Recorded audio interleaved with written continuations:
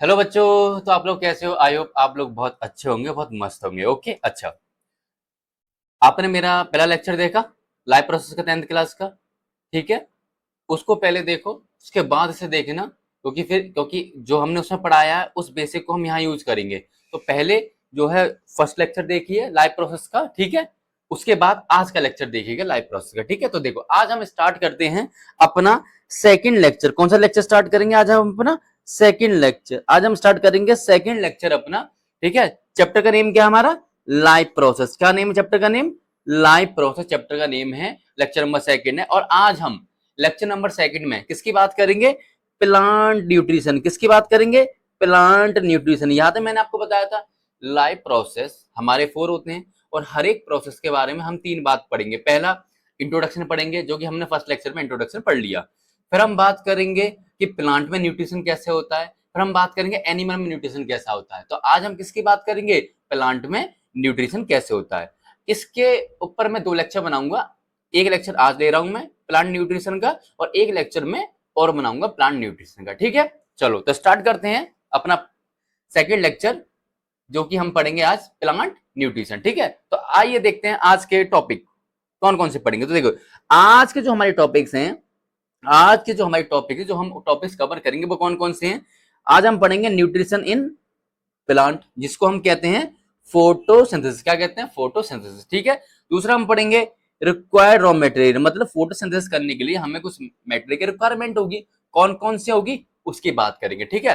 फिर हम बात करेंगे साइट ऑफ फोटोसिंथेसिस की। फोटोसिंथेसिस आखिर होती कहां पर है? प्लांट बहुत बड़ा होता है, प्लांट में बेसिकली किस जगह होती है, तो हम वो जगह देखेंगे, ठीक है। फिर हम बात करेंगे स्ट्रक्चर ऑफ क्लोरोप्लास्ट। किसके बारे में बात करेंगे? क्लोरोप्लास्ट को, क्योंकि क्लोरोप्लास्ट के अंदर ही फोटोसिंथेसिस चलती है, तो हमें स्ट्रक्चर आना चाहिए क्लोरोप्लास्ट का। फिर हम बात करेंगे स्टोमेटा क्या होता है, ठीक है, और रोल ऑफ स्टोमेटा, मतलब स्टोमेटा का प्लांट में क्या काम है, इसके बारे में बात करेंगे। फिर हम बात करेंगे क्लोजिंग ओपनिंग ऑफ स्टोमेटा, मतलब स्टोमेटा क्लोज कब होते हैं और स्टोमेटा ओपन कब होते हैं, ठीक है।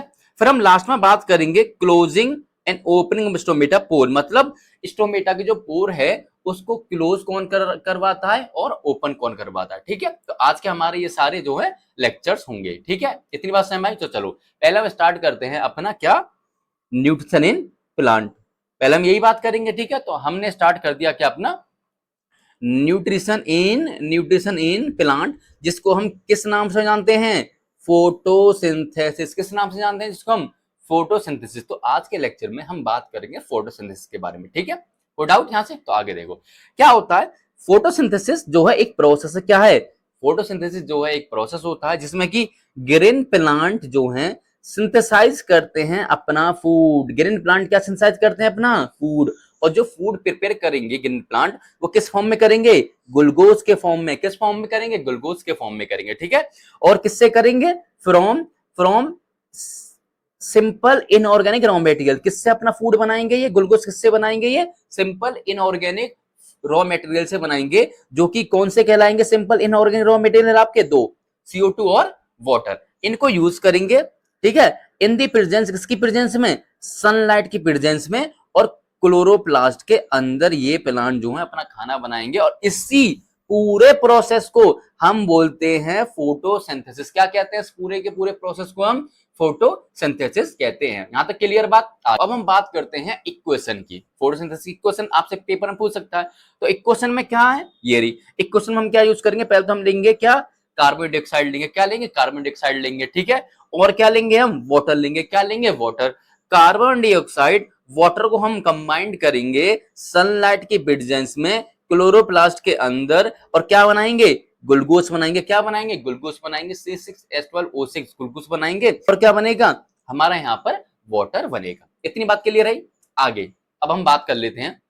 देखो, हम CO2 और H2O को जोड़ रहे हैं, तो जाहिर सी बात है केमिकल रिएक्शन चल रही है और ग्लूकोज बन रहा है। तो क्या हम ये कह सकते हैं कि मेटाबॉलिक रिएक्शन चल रही है? मेटाबॉलिज्म हो रहा है, नहीं हो रहा? तो ये कौन सा मेटाबॉलिज्म हो रहा है, आइए देखते हैं। देखो, फोटोसिंथेसिस जो है ना, ये जो है it is a anabolic process. कैसा प्रोसेस है? एनाबॉलिक। क्यों? क्योंकि हम इसमें CO2 और वाटर को जोड़ के क्या बना रहे हैं? ग्लूकोज। तो यहाँ पे हम ऐड कर रहे हैं A फॉर एडिशन और A फॉर एनाबॉलिक प्रोसेस, ठीक है। अब हम बात करते हैं कि हमने बात कर ली फोटोसिंथेसिस चलेगी, ठीक है, प्लांट के अंदर अपना खाना बनाएगी खुद ही, ठीक है। अब सवाल ये आता है कि जो फोटोसिंथेसिस जो है ये कहाँ चलेगी, कहाँ इसकी अकरिंग है, कहाँ कर हो रही होगी, तो ये हो रही होगी कहाँ पे, मीजोफिल सेल्स इन लीफ। देखो पत्तों में ना, लीव्स में मीजोफिल सेल्स होती हैं और उन्हीं मीजोफिल सेल्स के अंदर ना हमारी फोटोसिंथेसिस प्रोसेस चलता है, ठीक है। अब सवाल ये आता है कि मीजोफिल सेल्स कौन सी होती हैं, कब कहेंगे मीजोफिल सेल, तो याद रखिएगा मीजोफिल सेल जो है ना उनके पास कंटेन होता है हाई अमाउंट में क्लोरोप्लास्ट। क्या कंटेन होगा, हाई अमाउंट में क्लोरोप्लास्ट। और जिस प्लांट की सेल के पास हाई अमाउंट में क्लोरोप्लास्ट होगा उन प्लांट की सेल को हम क्या बोलेंगे, मीजोफिल सेल्स बोलेंगे। क्या बोलेंगे, मीजोफिल सेल्स बोलेंगे। और ये मीजोफिल सेल्स आपको कहां देखने को मिलेगी, पत्तों में। कहां देखने को मिलेगी, पत्तों में। इतनी बात क्लियर आई। एक और चीज हम बात करेंगे कि जो क्लोरोप्लास्ट होता है ना ये सेल ऑर्गेनल होता है, इसके पास होता है ग्रीन पिगमेंट। क्या होता है, ग्रीन पिगमेंट। क्या होता है, ग्रीन पिगमेंट। और ग्रीन पिगमेंट वाली स्ट्रक्चर किसके अंदर जाता है, मीजोफिल सेल्स के अंदर जाता है। किसके अंदर जाता है, मीजोफिल सेल्स के अंदर जाता है। और मीजोफिल सेल किसके अंदर जाता है, लीफ के अंदर। किसके अंदर, लीफ के अंदर। इस वजह से आपको पत्ते, आपको लीव्स कैसे कलर के दिखते हैं, ग्रीन कलर के। क्यों, क्योंकि उसके पास ग्रीन कलर का दिखने वाला क्लोरोफिल होता है। क्या होता है, क्लोरोफिल होता है पत्तों में। इस वजह से पत्ते कैसे रंग के दिखते हैं आपके, हरे रंग के दिखते हैं। कैसे रंग के दिखते हैं, हरे रंग के। यहां तक क्लियर। आगे अब हम दो वर्ड और बात करेंगे, एक स्टार्च और एक सुक्रोज। क्या होता है, ध्यान से देखो मैंने क्या बताया कि जो प्लांट है अपना खाना किस फॉर्म में बनाएगा, ग्लूकोज के फॉर्म में, ठीक है। अब अपने खाने को स्टोर भी तो करेगा, तो याद रखना जब प्लांट अपने खाने को स्टोर करता है तो वो किस फॉर्म में करेगा, स्टार्च की फॉर्म में। किस फॉर्म में करेगा प्लांट अपने खाने को स्टोर, स्टार्च की फॉर्म में। तो देखिए स्टार्च क्या है, स्टार्च जो है ये एक स्टोरेज फॉर्म है किसकी, ग्लूकोज की। किसके अंदर, प्लांट के अंदर। तो प्लांट के अंदर जब हम ग्लूकोज को स्टोर करके रखते हैं तो किस फॉर्म में करते हैं, स्टार्च की फॉर्म में। किस फॉर्म में करते हैं, स्टार्च की फॉर्म में। हम एनिमल में भी बात करेंगे कि एनिमल में हम जो है ग्लूकोज को स्टोर करते हैं ग्लाइकोजन के फॉर्म में। किसके फॉर्म में, ग्लाइकोजन के फॉर्म में। और प्लांट के अंदर हम ग्लूकोज को स्टोर करते हैं स्टार्च के फॉर्म में, ठीक है। अच्छा एक और बात, अब ग्लूकोज बना ग्लूकोज के फॉर्म में, ग्लूकोज को स्टोर करा स्टार्च के फॉर्म में। अब ग्लूकोज को अब ट्रांसफर भी तो करोगे प्लांट के एक पार्ट से दूसरे पार्ट में। तो जब आप ग्लूकोज को प्लांट के एक पार्ट से दूसरे पार्ट में ट्रांसफर करोगे तो जिस फॉर्म में वो ट्रांसफर होगा ना उस फॉर्म को हम क्या बोलेंगे, सुक्रोज। क्या बोलेंगे, सुक्रोज। तो सुक्रोज क्या है, ये ट्रांसपोर्ट फॉर्म है ग्लूकोज के प्लांट के अंदर। मतलब अगर आपको प्लांट के अंदर ग्लूकोज को ट्रांसफर करना है एक पार्ट से दूसरे पार्ट में तो आपको कौन सी फॉर्म बनानी पड़ेगी, पहले सुक्रोज। और सुक्रोज की फॉर्म को भी आप क्या करोगे, प्लांट के अंदर ट्रांसफर कर दोगे अलग अलग जगह पे, ठीक है। यहां तक किसी को डाउट है तो बताओ, फिर हम आगे बढ़े, ठीक है। चलो अब हम आगे देखते हैं, ठीक है। अब हम बात करेंगे, हमने बात कर ली कि भैया फोटोसिंथेसिस चलेगी, ग्लूकोज बनेगा, मीजोफिल सेल्स में चलेगी, पत्तों में होते हैं, ठीक है। ग्लूकोज की फॉर्म में खाना बनेगा, स्टार्च की फॉर्म में स्टोर होगा, सुक्रोज की फॉर्म में ट्रांसफर होगा, ठीक है। अब हम बात कर लेते हैं कि हमें फोटोसिंथेसिस के लिए कौन कौन से रॉ मेटेरियल की रिक्वायरमेंट होती है, किसकी, हमें खाना बनाने के लिए, प्लांट के अंदर खाना बनाने के लिए कौन कौन से रॉ मेटेरियल की रिक्वायरमेंट होती है, हम उसके बारे में बात करेंगे, ठीक है। तो देखो सबसे पहले हमें खाना बनाने के लिए प्लांट में किसकी रिक्वायरमेंट होगी, सनलाइट। किसकी रिक्वायरमेंट होगी, सनलाइट की, जैसा कि आप इस इमेज में देख सकते हो, ठीक है। दूसरा जो रॉ मेटेरियल है वो क्या है, कार्बन डाइऑक्साइड। कौन सा है, कार्बन डाइऑक्साइड की जरूरत पड़ेगी हमें खाना बनाने के लिए, मतलब फोटोसिंथेसिस के लिए, ठीक है। तीसरा हमारे पास क्या होना चाहिए, पानी। क्या होना चाहिए, H2O। किसके लिए, फोटोसिंथेसिस के लिए, ठीक है। और लास्ट हमारे पास क्या होना चाहिए, क्लोरोफिल। क्या होना चाहिए, क्लोरोफिल। हाँ ये वही ग्रीन पिगमेंट है जिसकी वजह से पत्ते कैसे रंग के दिखते हैं, हरे। और क्लोरोफिल होने की वजह से ही तुम्हारी क्या हो रही होगी, फोटोसिंथेसिस हो रही होगी। इतनी बात समझ में आई, कोई दिक्कत। अब हम बात कर लेते हैं कि हमारी फोटोसिंथेसिस कहाँ चलेगी, मैंने बताया था मीजोफिल सेल्स में, ठीक है, लीव्स में। अब हम बात करते हैं मीजोफिल सेल्स मिलेगी कैसी, कहाँ मिलेगी, ठीक है। आइए तो अब हम बात करते हैं साइट ऑफ फोटोसिंथेसिस। कौन सी बात करेंगे कि फोटोसिंथेसिस आखिर चलती किस जगह पर है, कौन सी जगह है जहां पे फोटोसिंथेसिस चलती है, ठीक है। तो आइए देखिए क्या लिखा है मैंने। हमें पता है कि प्लांट होता है, हाँ होता है। प्लांट के पास कंटेन होते हैं ग्रीन पार्ट, हाँ होते हैं भैया, प्लांट के पास ग्रीन पार्ट होते हैं जिसको हम लीव्स कहते हैं, सही बात है। और जो ये लीव्स है इनके पास क्या कंटेन होते हैं, मीजोफिल सेल्स। क्या कंटेन होते हैं लीव्स के पास, मीजोफिल सेल्स। और मीजोफिल सेल्स के पास क्या कंटेन होंगे, हाई अमाउंट में, हाई अमाउंट में क्लोरोप्लास्ट। क्या कंटेन होगा लिप्स के पास, या लिप्स के पास होगा मीजोफिल सेल्स। और मीजोफिल सेल्स के पास क्या कंटेन होगा, हाई अमाउंट में क्लोरोप्लास्ट। क्या प्रेजेंट होगा, क्लोरोप्लास्ट। और क्लोरोप्लास्ट के अंदर, क्लोरोप्लास्ट के अंदर क्या होगा, क्लोरोप्लास्ट के किसको कंटेन करके रख रहा होगा, ग्रीन पिगमेंट को, किसको? ग्रीन पिगमेंट, जिसको हम किस नाम से जानते हैं? क्लोरोफिल के नाम से जानते हैं। इतनी बात समझ में आई? तो मैंने क्या बोला, हमारे पास प्लांट होता है, ठीक है, प्लांट कंटेन करके रखता है ग्रीन पार्ट जिसको हम बोलते हैं लीव्स, ठीक है। अब जो ग्रीन पार्ट है जिनको हम लीव्स बोल रहे हैं वो क्या कंटेन करके रखती है? म्यूजोफिल सेल्स। क्या कंटेन रखती है? म्यूजोफिल। अब म्यूजोफिल सेल्स कौन सी हैं? म्यूजोफिल सेल्स वो होती हैं जो कि कंटेन करके रखती हैं क्या? हाई अमाउंट में क्लोरोप्लास्ट। क्या? हाई अमाउंट में क्लोरोप्लास्ट। अब क्लोरोप्लास्ट क्या कंटेन करके रखता है अपने अंदर? तो क्लोरोप्लास्ट कंटेन करके रखता है किसको? ग्रीन पिगमेंट को, जिसको हम प्यार से किस नाम से जानते हैं? क्लोरोफिल के नाम से जानते हैं, ठीक है। अब हम बात ये करेंगे कि लीव्स का हम पोस्टमार्टम करेंगे। लीव्स के अंदर हम देखेंगे कि म्यूजोफिल सेल्स है कहां पे, ठीक है, क्योंकि म्यूजोफिल सेल्स के अंदर ही तो चल रही है फोटोसिंथेसिस। तो आइए देखते हैं। हमने क्या करना, हमने एक प्लांट ले लिया, हमें पता है कि प्लांट की ये क्या है? स्टेम। क्या है ये? स्टेम, ठीक है। और हमें ये भी पता है कि प्लांट में बीच बीच में क्या होते हैं? गांठ हैं, जिनको हम बोलते हैं नोड। क्या बोलते हैं? नोड। क्या बोलते हैं? नोड। और हमें ये भी पता है कि अगर प्लांट के अंदर कोई भी नया ऑर्गन बनेगा, फ्लावर बने, लीफ बने, स्टेम्प बने, ब्रांच बने, बर्ड बने, वो कहां से बनेगा? नोड वाली जगह से। कौन सी वाली जगह से? नोड वाली जगह से, ठीक है। तो हमें पत्ता बनाना है, लीव्स बनाना है, तो लीफ भी किस जगह से बनेगा? जाहिर सी बात है मास्टर जी, नोड वाली जगह से। किस वाली जगह से? नोड वाली जगह से हमारा जो पत्ता बनेगा, ठीक है। तो ठीक है, हमने नोड वाली जगह से क्या बना दिया? आपका लीफ बना दिया। क्या बना दिया? लीफ बना दिया। कोई दिक्कत यहां तक? इतनी बात समझ में? अब आराम से देखो, ये हमारी स्टेम है और ये हमारा लीफ है। लीफ जो है हमारे स्टेम से कनेक्ट है। लीफ जो है हमारे स्टेम से कनेक्ट है किस स्ट्रक्चर की हेल्प से? ये जो स्ट्रक्चर दिख रहा है इसकी हेल्प से अटैच है। तो इस स्ट्रक्चर को हम बोलते हैं पेट्रियोल। क्या बोलते हैं? इस स्ट्रक्चर को हम पेट्रियोल बोलते हैं। कहने का मतलब ये है, पेट्रियोल वो स्ट्रक्चर है जो लीफ को स्टेम के साथ जोड़ के रखता है। आई बात समझ में? ठीक है। अब हम बात करते हैं लीफ के अंदर क्या क्या। ध्यान से दोनों, लीफ के अंदर ना हमारा एक स्ट्रक्चर होता है जो लीफ को सपोर्ट प्रोवाइड कराता है। उस बीच वाले स्ट्रक्चर को याद रखना। इस बीच वाले स्ट्रक्चर को हम क्या बोलते हैं? Mid rib. क्या बोलते हैं? मिड रिब बोलते हैं। क्या बोलते हैं? मिड रिब बोलते हैं, ठीक है। और इस मिड रिब से हमारी साइड में भी स्ट्रक्चर निकल रहे होते हैं जिसको हम क्या बोलते हैं? वेन। क्या बोलते हैं उन स्ट्रक्चर को? हम वेन। आई बात समझ में? आगे अब जो हमारी पत्ता है, जो हमारा लीफ है, उसकी एक आउटर लेयर होती है, बाहर की लेयर होती है, ठीक है। तो उसको हम बोलते हैं मार्जिन। क्या बोलते हैं उसको? हम मार्जिन। क्या बोलते हैं हम उसको? मार्जिन। कोई दिक्कत? तो मैंने क्या बोला, हमारी ये स्टेम्प है, हमारी ये स्टेम्प है, इसमें हमारे बीच में नोड होंगे और नोड से हमारा क्या बनेगा? पत्ता बनेगा। क्या बनेगा? लीफ बनेगा। अब जो लीफ है वो हमारा स्टेम से अटैच है, किसकी हेल्प से? पेट्यूल नाम के स्ट्रक्चर की हेल्प से, ठीक है।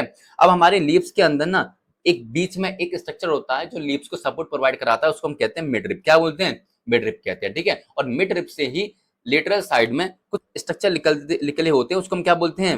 वेन। क्या बोलते हैं? वेन, ठीक है। और जो लीफ होता है उसकी आउटर लेयर होती है, उसको हम बोलते हैं मार्जिन। क्या बोलते हैं? मार्जिन। इतनी बात समझ में आई? यहां से किसी को डाउट है?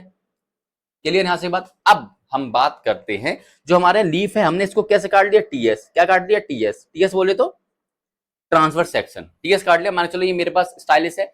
अगर मैं इसको ऐसे काटू, टीएस काटू, टीएस, अब टीएस काटा मैंने, अब मैं इसको आपको ऐसे तो दिखाऊंगा तो ये वाला हिस्सा तो दिखेगा, हाँ है ना, मुझे यही वाला पार्ट तो दिखेगा लीफ में। तो मैंने क्या करा, इस लीफ का टीएस काट दिया। क्या काट दिया? टीएस।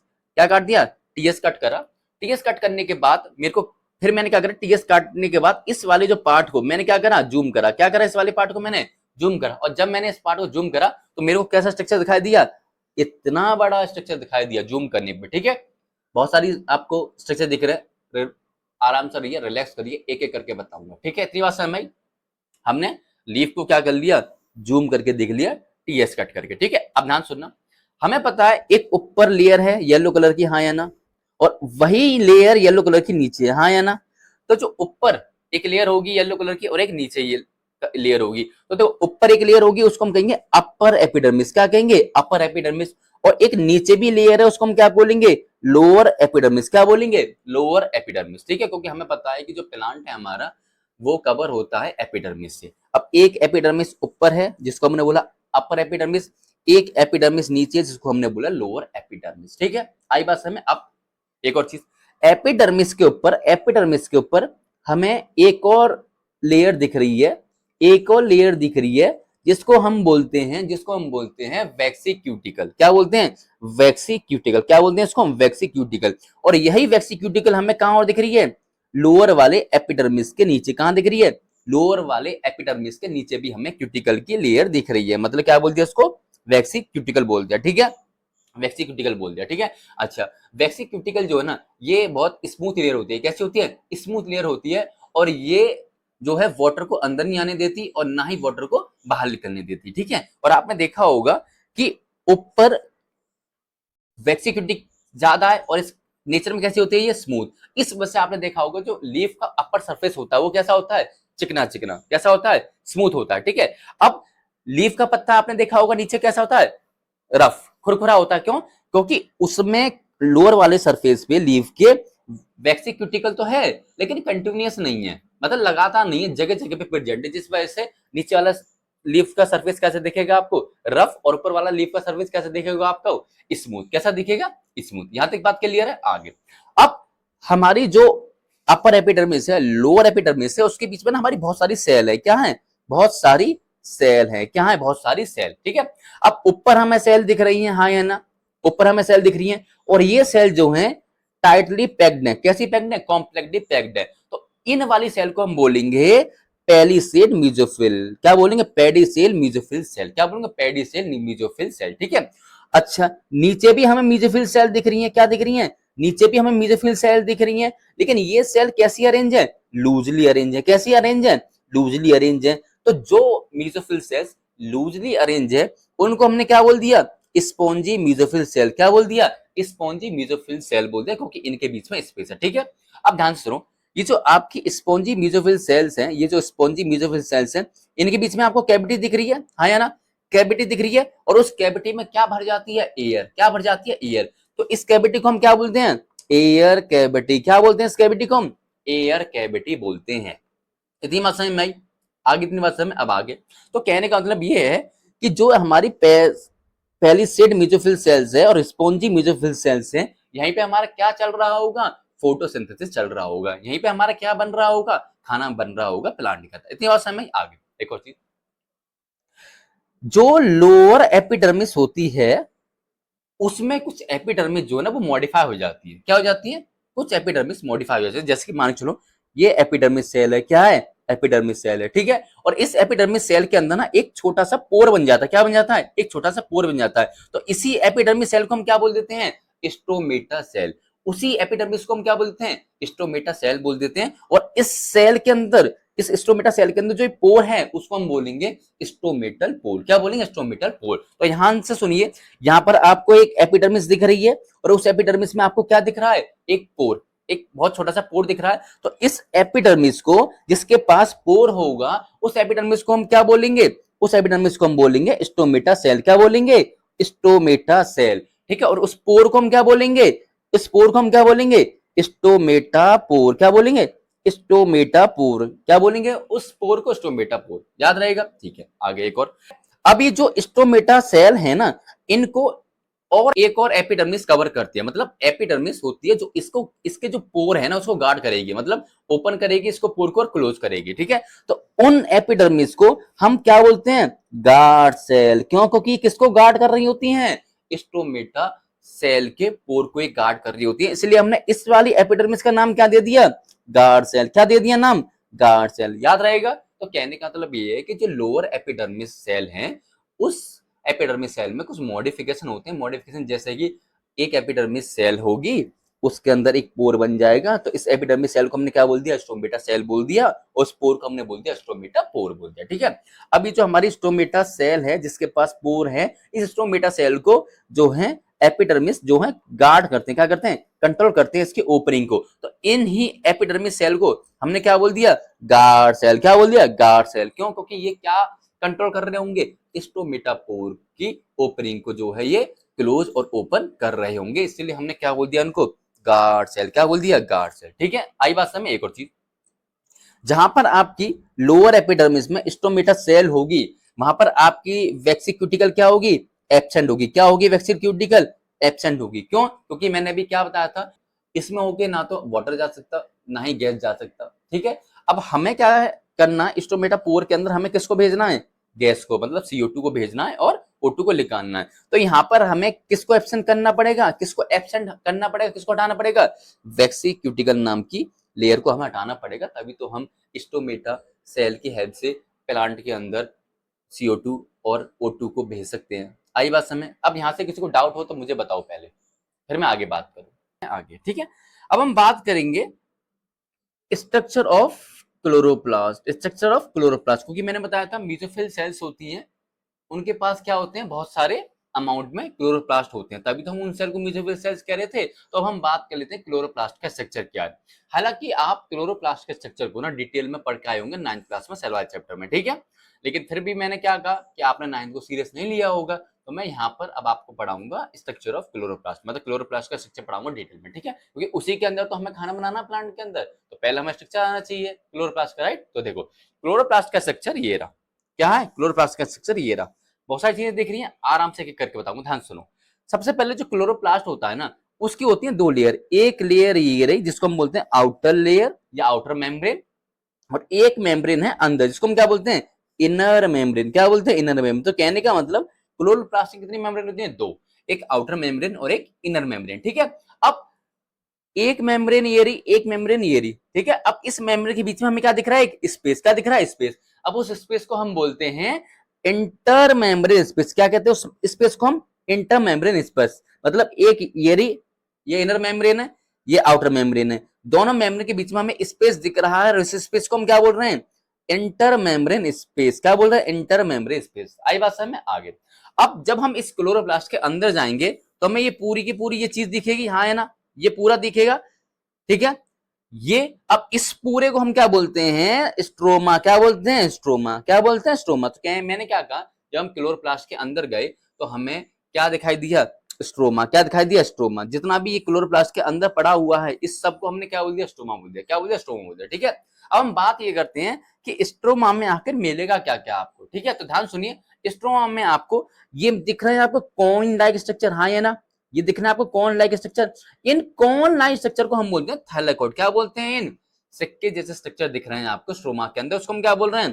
थाइलाकोइड। क्या बोल रहे हैं? थाइलाकोइड, ठीक है। और ये जो थाइलाकोइड है ना, ये एक के ऊपर एक रख के क्या बना लेते हैं? एक पिलर जैसा स्ट्रक्चर। कैसा बना लेते हैं? एक पिलर जैसा स्ट्रक्चर बना लेते हैं, इसको हम क्या बोलते हैं? ग्रेना। क्या बोलते हैं? ग्रेना बोलते हैं, ठीक है, ग्रेना। अब ध्यान से देखिए, एक ग्रेना ये रहा, एक ग्रेना ये रहा। अब ये तो ग्रेना जो है ना, आपस में क्या होते हैं? ज्वाइंट हो रहे होते हैं, जुड़ रहे होते हैं आपस में, किसकी हेल्प से? स्ट्रोमा लेमिना से हेल्प से। किसकी हेल्प से? स्ट्रोमा लेमिना नाम के स्ट्रक्चर की हेल्प से जो है ग्रेना आपस में अटैच होते हैं, ठीक है। अच्छा, एक और चीज हमें ये भी पता था, 9th क्लास में हमने पढ़ा था कि जो क्लोरोप्लास्ट है वो सेमी ऑटोनोमस ऑर्गन है। क्या है? सेमी ऑटोनोमस सेल ऑर्गेनल है। क्यों है? कि उसके पास क्या होते हैं? उसके पास क्या होते हैं? खुद के राइबोसोम्स होंगे। क्या होंगे? खुद के राइबोसोम्स होंगे, और खुद का क्या होगा? जेनेटिक मटेरियल, जिसको हम क्या बोलते हैं? डीएनए। क्या बोलते हैं? डीएनए, ठीक है। तो हमने स्ट्रक्चर पढ़ लिया, हमने ये पढ़ा कि जो क्लोरोप्लास्ट उसकी दो मेम्ब्रेन होती हैं। एक आउटर मेम्ब्रेन क्या होती है? एक आउटर मेम्ब्रेन होती है जिसको हम बोलते हैं आउटर मेम्ब्रेन, एक अंदर वाली मेम्ब्रेन होगी जिसको हम बोलेंगे इनर मेम्ब्रेन, ठीक है। और दो मेम्ब्रेन के बीच में एक स्पेस होगा जिसको हम बोलेंगे इंटर मेम्ब्रेन स्पेस, ठीक है। अब जब हम उन दोनों लेयर के अंदर जाएंगे तो हमें मिलेगा एक स्पेस जिसको हम बोलेंगे स्ट्रोमा। क्या बोलेंगे? स्ट्रोमा। स्ट्रोमा में हमें मिलेगा कॉइन जैसे स्ट्रक्चर जिसको हम बोलेंगे थाइलाकोइड। क्या बोलेंगे? थाइलाकोइड बोलेंगे, ठीक है। और थाइलाकोइड जो है आपस में अरेंज होकर एक पिलर लाइक स्ट्रक्चर बना लेते हैं, एक खंबा ऐसा स्ट्रक्चर बना लेते हैं, जिसको हम बोलते हैं ग्रेना। क्या बोलते हैं? ग्रेना। और हर एक ग्रेना आपस में जुड़े होते हैं, हर एक ग्रेना आपस में जुड़े होते हैं स्ट्रोमा लेमिनी से हेल्प से, ठीक है। और स्ट्रोमा में हमें दो चीज और मिलेंगी जिस वजह से हम इसको सेमी ऑटोनोमस ऑर्गन कहते हैं। कौन कौन चीज मिलेंगी हमें इसके अंदर? एक मिलेगा हमें राइबोसोम्स, और एक हमें मिलेगा देखने को डीएनए। यहां तक बात क्लियर? यहां तक बात क्लियर? यहां तक किसी को डाउट हो तो मुझे बताओ, फिर मैं आगे बढ़ूं। इतनी बात क्लियर होगी? आगे अब हम बात करते हैं स्टोमेटा। हमने बात की थी स्टोमेटा सेल है, अब हम बात करते हैं स्टोमेटा सेल होती क्या है और इसका क्या फंक्शन होगा, इसके बारे में हम बात करेंगे, ठीक है। तो ध्यान सुनो, स्टोमेटा सेल ना ये एक ऐसी सेल है जिसके पास टिनी पोर प्रेजेंट होता है। क्या? स्टोमेटा सेल जो है कैसी सेल है? टिनी पोर सेल। मतलब ये एक सेल है और इसके पास एक छोटा सा पोर होगा, छोटा सा छेद होगा, और इसी पूरी सेल को हम क्या बोलेंगे? Stomata cell. क्या बोलेंगे? स्टोमेटा सेल बोलेंगे, ठीक है। और ये जो स्टोमेटा सेल होती है जो कि टिनी पोर सेल होती है, ऐसी सेल जिसके पास एक हल्का सा छेद होता है, टिनी पोर होता है, और ये जो सेल होगी कहां प्रेजेंट होगी? On the leaf surface. कहां प्रेजेंट होगी? लीफ की सरफेस पे।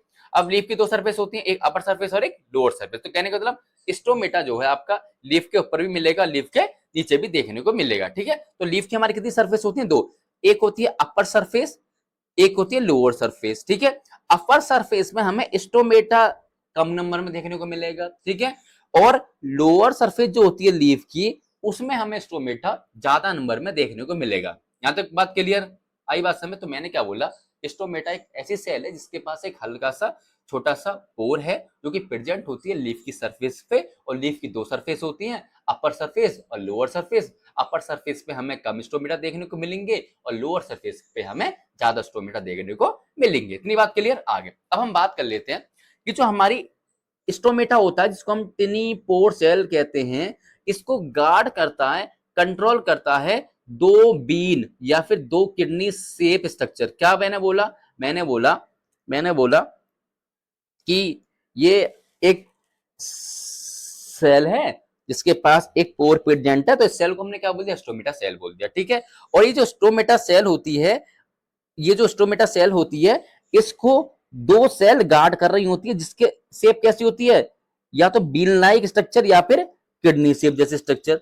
कैसी होती है? या तो बीन लाइक स्ट्रक्चर या फिर किडनी शेप स्ट्रक्चर। ठीक है, आई बात समझ में? और इन्हीं सेल को मैंने क्या बोल दिया? इन्हीं सेल को मैंने बोल दिया आपकी गार्ड सेल। क्या बोल दिया? गार्ड सेल बोल दिया। यहां तक किसी को प्रॉब्लम हो तो मुझे बताओ। आई बात समझ में?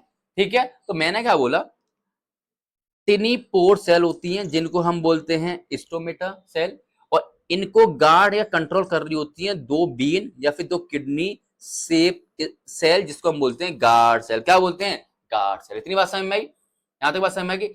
अब हम बात करते हैं किसका? गार्ड सेल के स्ट्रक्चर के बारे में। ठीक है, तो ध्यान सुनिए, ये जो आपको दिख रही है, इसके अंदर ये जो आपको दिख रही है, याद रखना, पहले ये जो मैं सर्कल बना रहा हूं, ये मैंने बना दी स्टोमेटा सेल। ठीक है, और स्टोमेटा सेल के अंदर क्या मिलेगा आपको देखने को? Stomata pore. हाँ है ना?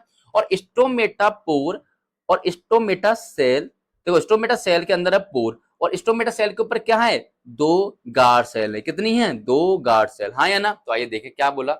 ये जो सेल दिख रही है आपको, जो कि स्टोमेटा पोर को गार्ड कर रही है, उन सेल को मैंने क्या बोला? Guard cell. क्या बोला? Guard cell. ठीक है, और स्टोमेटा सेल के अराउंड मेरी हैं बहुत सारी सेल, जिसको मैंने क्या बोला? Epidermis cell. क्या बोला? एपिडर्मिस सेल बोला। यहां तक बात क्लियर? आगे इसके अंदर आपको क्या देखने को मिलेगा? न्यूक्लियस देखने को मिलेगा। भैया अगर सेल है तो न्यूक्लियस देखने को मिलेगा। ठीक है, और इसके पास और क्या मिलेगा? अगर एक प्लांट सेल है, जाहिर सी बात है प्लांट सेल है गार्ड सेल, तो उसके पास तो हमें क्या और मिलेगा? क्लोरोप्लास्ट भी देखने को मिलेगा। क्या मिलेगा? क्लोरोप्लास्ट भी देखने को मिलेगा। और ये जो गार्ड सेल है, ये किसको गार्ड कर रही है? बीच में पोर को, और इस पोर को हम क्या बोलते हैं? स्टोमा पोर बोल दो या फिर स्टोमेटल पोर बोल दो। ठीक है, आई बात समझ? एक और चीज, ये जो हमारी गार्ड सेल है उसमें हमें क्या दिख रहा है? एक सबसे बड़ा सेल ऑर्गेनल्स होता है प्लांट सेल में, इसको हम क्या बोलते हैं? वैक्यूल। क्या बोलते हैं? वैक्यूल। तो याद रहेगा, मैंने बोला कि ये हमारी एक स्टोमेटा सेल है, स्टोमेटा सेल में एक पोर होगा, और उस पोर को कौन गार्ड कर रहा होगा? Guard cell. कौन गार्ड कर रहा होगा? गार्ड सेल उसको गार्ड कर रहा होगा, कंट्रोल कर रहा होगा। ठीक है, स्टोमेटा सेल के अराउंड हमारी बहुत सारी सेल होंगी, इसको हम क्या बोलेंगे? एपिडर्मिस सेल बोलेंगे। क्या बोलेंगे? एपिडर्मिस सेल बोलेंगे। ठीक है, अब जो हमारी गार्ड सेल है उसके अंदर हमें क्या देखने को मिलेगा? न्यूक्लियस देखने को मिलेगा, और हमें क्या मिलेगा देखने को? क्लोरोप्लास्ट देखने को मिलेगा, और हमें क्या देखने को मिलेगा? वैक्यूल देखने को मिलेगा। ठीक है, और ये जो स्टोमेटा और ये जो गार्ड सेल है, ये किसको गार्ड कर रही है? स्ट्रोमा पोर को। किसको गार्ड कर रही है? स्ट्रोमा पोर को या फिर स्टोमेटा पोर को। यहां तक बात समझ। अब हम बात कर लेते हैं रोल ऑफ स्टोमेटा, मतलब स्टोमेटा का काम आखिर है क्या है, किस लिए हमारे प्लांट में प्रेजेंट होता है स्टोमेटा। ठीक है, तो याद रखना इसके दो फंक्शन मिलनी। पहला, स्टोमेटा जो वो हेल्प करता है large amount of gases exchange, मतलब अगर प्लांट में से गैसेस एक्सचेंज होगी ज्यादा अमाउंट में, तो वो कहां से होगी? स्टोमेटा सेल से। कहां से होगी? स्टोमेटा सेल से जो है लार्ज अमाउंट में गैस एक्सचेंज होगी। कौन कौन सी गैस एक्सचेंज होती है? O2 और CO2। ठीक है, पहला काम ये हो गया स्टोमेटा सेल का। दूसरा काम होता है, जो स्टोमेटा है या स्टोमेटा सेल है, वो हेल्प करती है ट्रांसपिरेशन में। किसमें? ट्रांसपिरेशन में। अब सवाल आता है ट्रांसपिरेशन होता है क्या? तो ध्यान सुनना, वाटर का लार्ज अमाउंट में लॉस होना वेपर की फॉर्म में क्या कहलाता है? ट्रांसपिरेशन। क्या कहलाता है? ट्रांसपिरेशन। तो क्या बोला मैंने? Loss of large amount of water in the form of vapour form, मतलब वाटर का लार्ज अमाउंट में लॉस होना वेपर की फॉर्म में कहलाता है ट्रांसपीरेशन। क्या कहलाता है? ट्रांसपीरेशन। तो कहने का मतलब जो स्टोमेटा है उसके दो मेन फंक्शन है। कितने हैं? दो।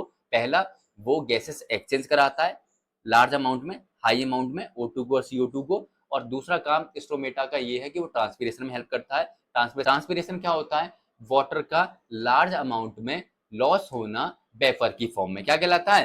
ट्रांसपीरेशन। क्या कहलाता है? ट्रांसपीरेशन कहलाता है। इतनी बात समझ भाई? यहां तक किसी को डाउट हो तो बताओ। ओके, आगे चल। अब हमारा एक और टॉपिक आता है जो है हमारा closing and opening of stomata. कहने का मतलब स्टोमेटा कब क्लोज होंगे और स्टोमेटा कब बंद होंगे, इसकी बात करेंगे। तो ध्यान से सुनो।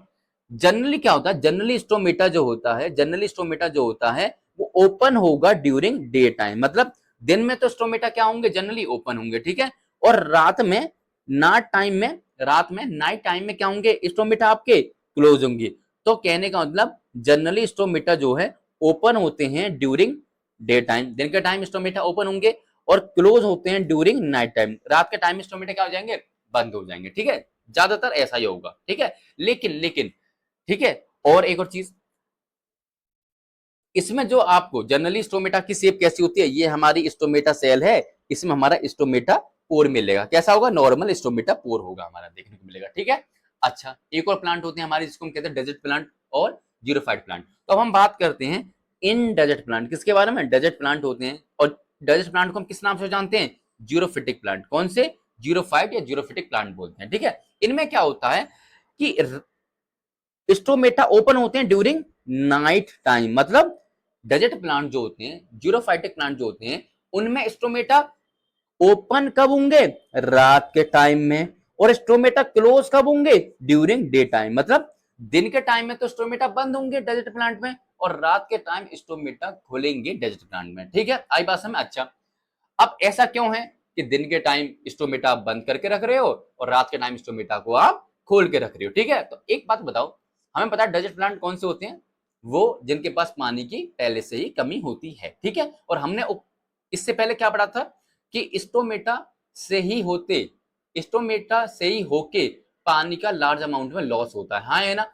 अब एक बताओ, इन डेजर्ट प्लांट के पास तो पैसे ही पानी कम है, क्या आप चाहोगे कि इनके स्टोमेटा को दिन में खोल के आप पानी को उड़ा दो, लॉस कर दो? नहीं ना। तो नेचर ने क्या करा? दिन में इनके स्टोमेटा बंद कर दिए, रात में खोल दिए। क्यों? रात में टेम्परेचर कम होगा तो पानी का लॉस भी कम होगा। तो ऐसा डेजर्ट प्लांट इसलिए करते हैं ताकि प्रिवेंट कर सके किसको? Excessive loss of water. मतलब पानी का जो ज्यादा लॉस हो रहा था वो कम हो जाए। क्यों? क्योंकि रात के टाइम में टेम्परेचर कम होगा तो पानी का लॉस कम होगा, इसलिए स्टोमेटा खोल दिए। लेकिन दिन के टाइम में स्टोमेटा बंद इसलिए रखे क्योंकि टेम्परेचर ज्यादा होता है, जिस वजह से पानी का लॉस होने के चांसेस ज्यादा होते हैं। इतनी बात क्लियर हुई? आगे एक और चीज, इनमें जो स्टोमेटा जो पोर होंगे ना, उनमें थोड़ा सा मॉडिफिकेशन होगा। क्या होगा? मॉडिफिकेशन होगा। जैसे कि देखो, ये हमारी एक स्टोमेटल सेल है और ये हमारा क्या है? स्टोमेटा पोर है। स्टोमेटा पोर की जो ओपनिंग है ना ऊपर की तरफ, उसका डायमीटर क्या है? कम। क्या है? कम। हाँ है ना। अगर मैं कंपेयर करूं ऊपर वाले से, तो ऊपर वाले का डायमीटर क्या है? ज्यादा। अब ज्यादा डायमीटर है तो पानी का लॉस भी क्या होगा? ज्यादा। अब इस वाले स्टोमेटा पोर का ऊपर डायमीटर क्या है? कम। ऊपर डायमीटर कम है तो पानी का लॉस भी क्या होगा? कम। तो ऐसे स्टोमेटा पोर को या ऐसे स्टोमेटा सेल को हम क्या बोलते हैं? सनकिन स्टोमेटा। क्या बोलते हैं? सनकिन स्टोमेटा। कोई डाउट यहां तक? इतनी बात समझ में आई? तो कहने का मतलब जनरली प्लांट में हमें नॉर्मल स्टोमेटा देखने को मिलेगा, और जो हमारे डेजर्ट प्लांट होते हैं, कौन से प्लांट होते हैं? डेजर्ट प्लांट होते हैं, उसमें हमें सनकिन स्टोमेटा देखने को मिलेगा, जिसकी ओपनिंग जो है कम होती है as compare to the normal stomata की ओपनिंग के कंपेयर में। ओके, आई बात समझ में? अब हम आगे एक और लास्ट टॉपिक पढ़ लेते हैं, closing opening of stomata pore. मतलब हमने कहा कि स्टोमेटा पोर ओपन होते हैं जनरली दिन में, बंद होते हैं रात में। डेजर्ट प्लांट में स्टोमेटा पोर ओपन होते हैं रात में, बंद होते हैं दिन में, ठीक है। अब स्टोमेटा पोर बंद हो रहे हैं या ओपन हो रहे हैं, खुल रहे हैं या बंद हो रहे हैं, कौन गार्ड करता है? कैसे ये मैकेनिक्स चलती है, कैसे काम होता है? आइए तो वो देखते हैं। क्या होता है? देखो, जो स्टोमेटा सेल्स की ओपनिंग है, स्टोमेटा पोर की जो ओपनिंग और क्लोजिंग है, उसको कौन कंट्रोल करता है? Guard cell. कौन कंट्रोल करता है? Guard cell. अब गार्ड सेल कैसे काम करता है आइए देखते हैं। क्या होता है? दो तरीके से करेगा। मतलब दो तरीके का मतलब, अगर बंद करना होगा स्टोमेटा पोर को तो अलग मैकेनिक चलेगी गार्ड सेल के अंदर, अगर हमें स्टोमेटा सेल पोर को ओपन करना है तो गार्ड सेल के अंदर अलग मैकेनिक चलेगी। तो याद रखिए, देखो होता क्या है, when water flow inside the guard cell, जब जब गार्ड सेल के अंदर पानी जाएगा, मैंने क्या बोला, ये हमारी गार्ड सेल है, क्या है गार्ड सेल है, क्या है गार्ड सेल है, तो क्या हुआ, इस एपिडर्मिस सेल से पानी कहां गया, गार्ड सेल के अंदर, एपिडर्मिस सेल से पानी कहां गया, गार्ड सेल के अंदर, हाँ या ना, हाँ या ना। तो क्या बोला, when water flow inside the guard cell, जब गार्ड सेल के अंदर पानी भरेगा, फ्लो होगा, ठीक है, और इसी को हम क्या बोलते हैं, एंडोस्मोसिस। एंडोस्मोसिस का मतलब होता है कि सेल के अंदर पानी का जाना, क्या कहलाता है, एंडोस्मोसिस कहलाता है, ठीक है। तो क्या बोला मैंने, जब गार्ड सेल के अंदर पानी जाएगा, फ्लो होगा, तो गार्ड सेल क्या हो जाएंगी, गार्ड सेल जो है they become swell, guard cell क्या हो जाएंगी, गार्ड सेल फूल जाएंगी, क्या हो जाएंगी, गार्ड सेल फूल जाएंगी, और फूली हुई सेल को हम क्या कहते हैं, टर्जिट सेल, क्या बोलते हैं, टर्जिट सेल। और जैसे ही गार्ड सेल फूलेंगी तो हमारे स्टोमेटा पोर क्या हो जाएंगे, ओपन, स्टोमेटा क्या हो जाएगा हमारा, ओपन, याद रखना, सवाल तुमसे एग्जामिनर क्या कहेगा कि स्टोमेटा पोर कब ओपन होगा, जब गार्ड सेल के अंदर पानी जाएगा या निकलेगा, तो आंसर आएगा कि जब गार्ड सेल के अंदर पानी आएगा तो हमारे स्टोमेटा पोर ओपन हो जाएगा। क्यों, तो गार्ड सेल के अंदर जब पानी आता तो हमारी गार्ड सेल क्या हो जाएंगी, फूल जाएंगी, सॉलन हो जाएगी, जिस वजह से जो है स्टोमेटा पोर ओपन हो जाएगा। इतनी बात समझ में आई, आगे बात समझ में, दूसरी मैकेनिज्म पढ़ते हैं, अब स्टोमेटा क्लोज कब होगा, ठीक है। तो याद रखिए, when water flow outside the guard cell, जब मान चलो ये गार्ड सेल है, हाँ या ना, अब गार्ड सेल से पानी निकल के कहां चलेगा आपका, बाहर, कहां चलेगा, एपिडर्मिस सेल के पास चलेगा। अब गार्ड सेल के अंदर पानी बाहर चले गया तो इसको हम क्या कहते हैं, एक्सोऑस्मोसिस, क्या बोलते हैं, एक्सोऑस्मोसिस। एक्सोऑस्मोसिस का मतलब ये होता है कि सेल से पानी का निकल जाना। अब गार्ड सेल से पानी का निकल गया तो क्या बोल दिया, एक्सोऑस्मोसिस हो गया। अब पानी अगर गार्ड सेल से निकल जाएगा तो गार्ड सेल क्या हो जाएंगी, they become shrink, guard cell क्या हो जाएंगी, पिचक जाएंगी, और पिचकी हुई सेल को हम क्या कहते हैं, प्लाज्मोलाइज सेल, पिचकी हुई सेल को हम क्या कहते हैं, प्लाज्मोलाइज सेल। और जैसे ही प्लाज्मोलाइज सेल होंगी, जैसे ही हमारी गार्ड सेल जो है पिचक जाएंगी, जैसे ही हमारी गार्ड सेल पिचक जाएंगी तो हमारे स्टोमेटा क्या हो जाएंगे, क्लोज, क्या हो जाएंगे, क्लोज। तो स्टोमेटा क्या हो गया, हमारे गार्ड सेल में से पानी बाहर निकला, स्टोमेटा हमारे पिचक गए, जिस वजह से हमारे स्टोमेटा स्टोमेटा पोर क्या हो गया, क्लोज हो गया। क्या हो गया, स्टोमेटा पोर क्लोज हो गया, ठीक है। यहां तक कोई दिक्कत हो तो बताओ, कमेंट में लिख दीजिएगा, ठीक है। तो थैंक यू। सर आप हमें थैंक यू क्यों बोल रहे हो, मैं आपको थैंक यू इसलिए बोल रहा हूं क्योंकि आपने पेशेंस बनाए रखा मेरे इस लेक्चर को देखने के लिए, अगेन थैंक यू, ठीक है। आपसे बस मैं एक रिक्वेस्ट ये करूंगा कि आप लेक्चर को देखिए, अच्छे से देखिए, डाउट हो तो कमेंट में लिख दीजिए, ठीक है। और नोट्स बनाइए प्रॉपर तरीके से, क्योंकि लास्ट टाइम पे आप मेरे लेक्चर देखोगे नहीं 1 घंटे के, तो लास्ट टाइम पे आप क्या करोगे, नोट्स को रिवाइज करोगे, ठीक है। एक और मैं आपसे रिक्वेस्ट करूंगा कि अगर आपको ये लेक्चर समझ में आया है, पसंद आया है, तो प्लीज आप मेरे इस चैनल को सब्सक्राइब कर दीजिएगा और अपने फ्रेंड्स को शेयर कर दीजिएगा ताकि उनको भी हेल्प मिले, ठीक है, उनके भी अच्छे स्कोर हो जाएं बोर्ड में, ठीक है। Okay, thank you.